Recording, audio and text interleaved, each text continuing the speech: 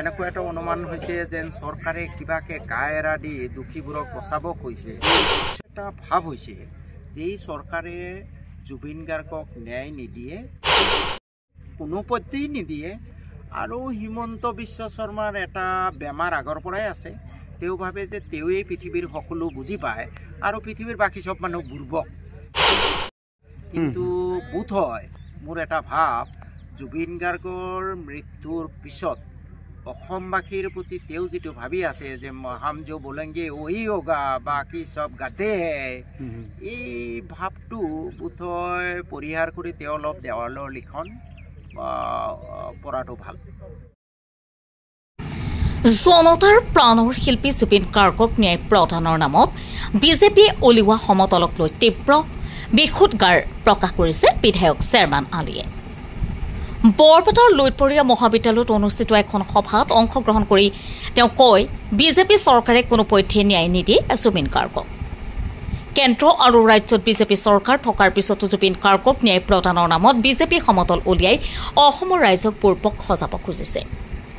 আশ্বাসপূৰ্ণ SIT গঠন কৰি ন্যায়ালয়ৰ জৰিয়তে যেনে তেনে দোষীক বচাবলৈ চেষ্টা কৰিছে চৰকাৰে।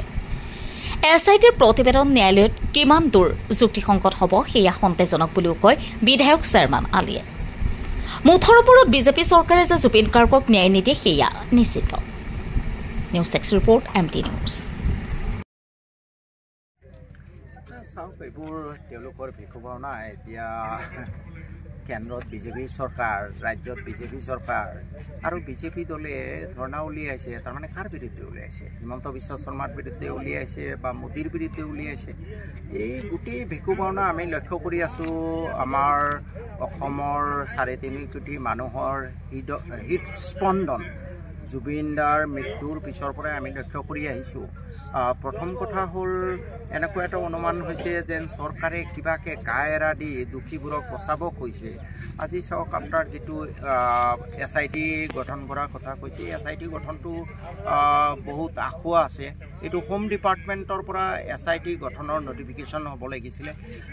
তাত টাৰ্মছ এণ্ড কণ্ডিশ্যন ধৰি টাৰ্মছ অফ ৰেফাৰেঞ্চ, প্ৰত্যেকটো এনেকুৱা নটিফিকেশ্যনত টাৰ্মছ অফ ৰেফাৰেঞ্চ থাকে। টাৰ্মছ অফ ৰেফাৰেঞ্চ নাই, কিমান দিনৰ ভিতৰত ৰিপৰ্ট দিব সেইটো নাই। এইটো এটা মানুহক মানে বুৰ্বক বনোৱা এটা নটিফিকেশ্যন বুলি মই ভাবোঁ। কাৰণ পুলিচ ডিপাৰ্টমেণ্টৰ পৰা এই নটিফিকেশ্যন উলিয়াইছে। ইয়াৰ কাৰ্যকৰীতা কিমান সেই সম্পৰ্কে বহুত সন্দেহ হৈছে। এই SITৰ প্ৰতিবেদন কিমান দূৰ কাৰ্যকৰী হ'ব কোৰ্টত, সেইটো এটা সন্দেহ আছে। ইয়াৰ পিছত চাওক, মুখ্যমন্ত্ৰী মহোদয়ে প্ৰথমে আমাৰ দোষী শ্যামকানু মহন্তহঁতক 6 অক্টোবৰলৈ টাইম দি দিলে যে পূজা টুজা খাওক, তাৰপিছত এৰেষ্ট কৰি।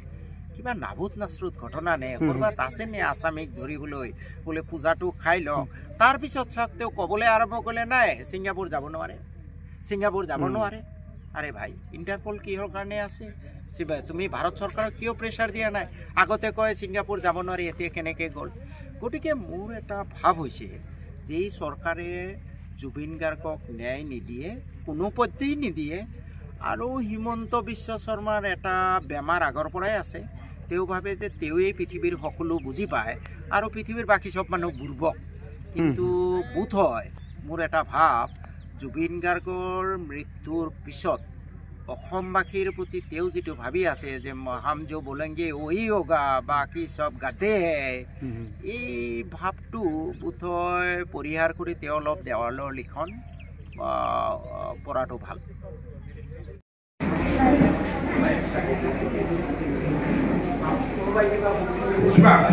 So that